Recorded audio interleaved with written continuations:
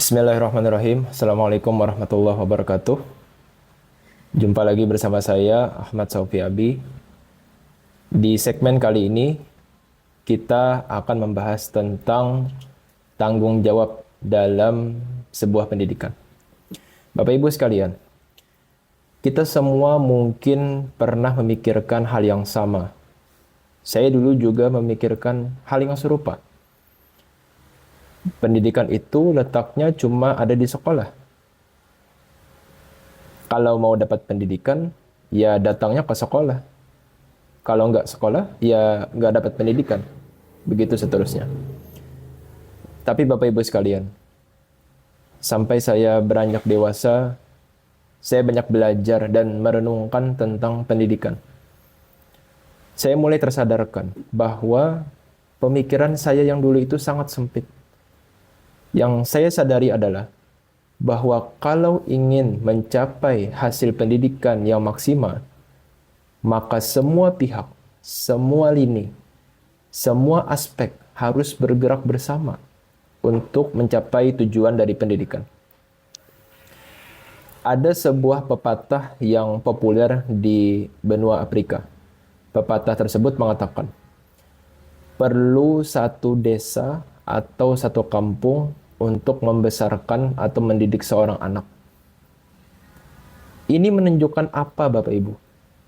Saking beratnya tugas pendidikan, sampai-sampai harus memerlukan dukungan satu desa atau satu kampung untuk menyukseskan pendidikan. Itu baru satu anak. Tapi coba bayangkan kalau anaknya sudah 10, 20, 30, 50, bahkan 100.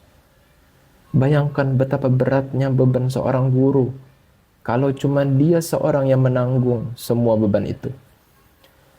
Sebab begini Bapak Ibu, membentuk kepribadian seorang manusia itu tidak semudah membalik telapak tangan.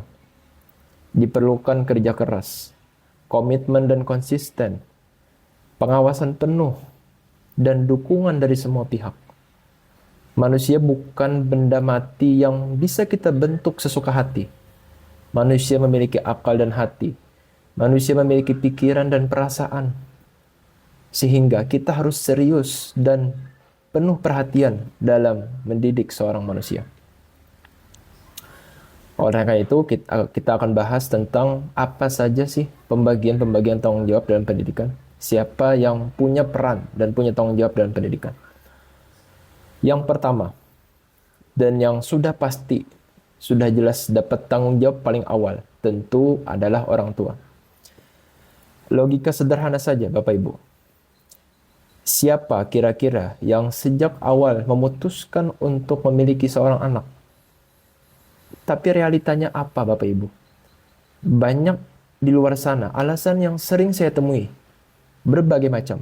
Yang pertama, ada yang beralasan dengan memiliki anak, orang tua bisa lebih bahagia, lebih senang dalam menjalani kehidupan.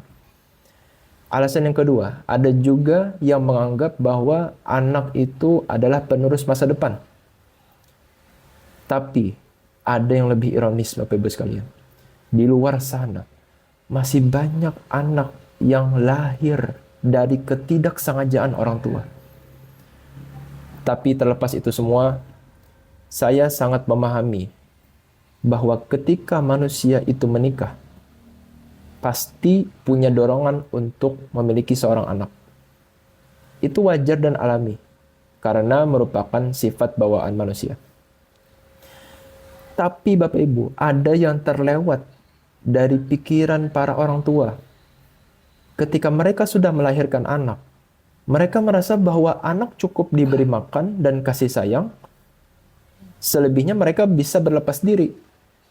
Padahal sejatinya ketika orang tua melahirkan anak, maka saat itu juga mereka mendapat tugas dan tanggung jawab yang baru, yaitu mendidik anak. Anak sejatinya adalah amanah yang dititipkan oleh Allah kepada kita semua, khususnya kepada orang tua. Anak adalah calon pemimpin masa depan, calon pemimpin di muka bumi. Mereka suatu saat akan menjalankan kewajiban yang diperintahkan oleh Allah kepada mereka, yakni ibadah dan menjadi seorang khalifah. Dan mendidik anak itu bukan dimulai sejak masuk TK atau SD. Tapi pendidikan itu dimulai bahkan sejak anak itu sudah dalam kandungan. Ayat Al-Quran sudah sangat jelas menerangkan tentang pentingnya peran orang tua atau keluarga dalam mendidik anak, dalam menjaga anak. Dan ayat ini diterangkan dalam Quran surah At-Tahrim ayat 6. Saya akan coba bacakan potongan awalnya saja. A'udzubillahi minasyaitonirrajim. Ya ayyuhalladzina amanu qu anfusakum wa ahlikum nar ila akhir ayat. Yang artinya, wahai orang-orang yang beriman, jagalah dirimu dan keluargamu dari api neraka. Ini menekankan tentang pentingnya peran orang tua dalam menjaga anaknya, menjaga keluarganya, dalam terjerumus ke hal yang tidak diinginkan. Kemudian tanggung jawab yang kedua, sudah jelas adalah lingkungan atau masyarakat yang ada di sekelilingnya. Kita pakai logika sederhana lagi. Anak tentu tidak mungkin hidupnya cuma habis di dalam rumah saja. Mereka pasti perlu berteman, perlu berinteraksi dengan manusia yang lain, agar dia juga bisa belajar dari banyak orang, bisa belajar mengenai dunia luar. Dengan itu, anak akan semakin bertambah wawasan dan menguatkan kesiapannya nanti saat dewasa dalam menghadapi dunia luar. Tapi lingkungan atau masyarakat ini bagaikan pisau bermata dua, Bapak Ibu sekalian. Logika sederhana saja. Kalau lingkungannya itu baik, maka anak akan berpotensi menjadi baik. Tapi selebihnya kalau lingkungan atau masyarakatnya itu buruk, maka anak berpotensi untuk menjadi buruk juga. Terus gimana solusinya? Oleh karena itu, lagi-lagi peran orang tua di sini sangat penting.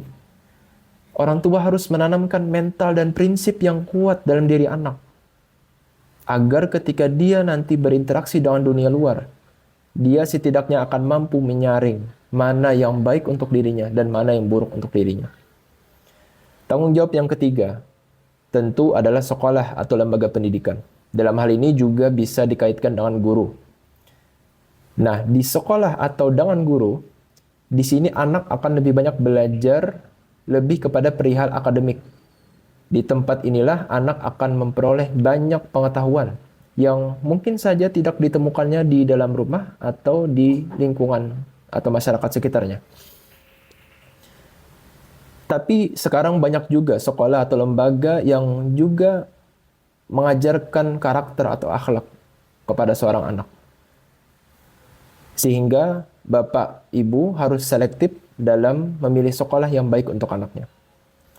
Tanggung jawab yang terakhir, yang keempat, tentu adalah pemerintah.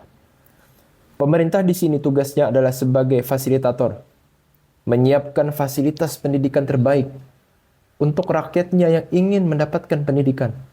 Mau itu dari segi aturan, sarana prasarana, evaluasi, tenaga pendidik, bahkan dana pendidikan.